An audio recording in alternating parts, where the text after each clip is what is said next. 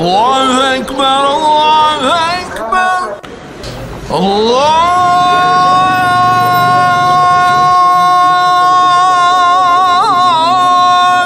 Ekber.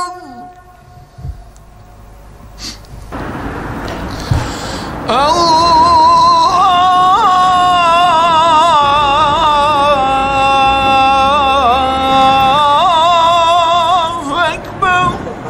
Eşhedü en la ilahe illallah.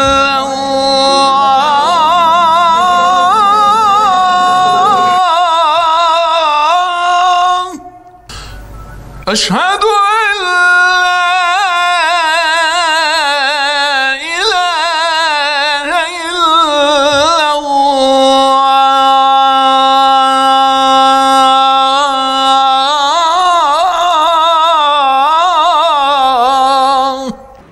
Cumalara gidemiyoruz, bir şey yapamıyoruz. Hangi gün artık cuma olduğunu bile karıştırdık. O derece oldu yani. Rabbim bizi cumasız, camisiz, cemaatsiz bırakmasın inşallah. Seviniyoruz tabii ki. Açılırsa iyi olur. Bayram, cuma namazları da iyi olur. Bayram namazı olsa da olabilir yani. Yani bu konuda 2 aydan fazla oldu ki camilerimiz kapalı. İnşallah Rabbimden öncelikle bu hastalığın ortadan kalkmasıdır.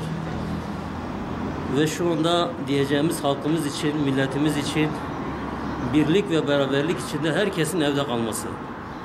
Evde kalması ki bu hastalığın, bu zorluklardan bir an önce kurtulmamız. Yani dünya geneli zorluk içindeyiz.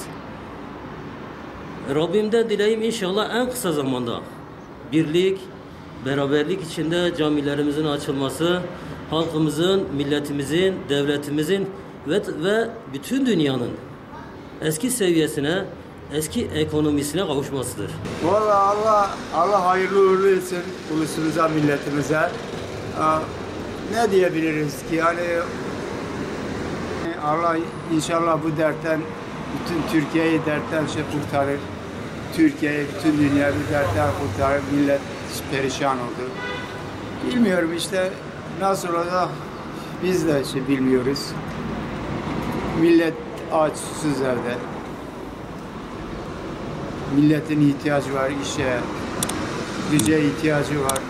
Allah sonumuzu hayır etsin.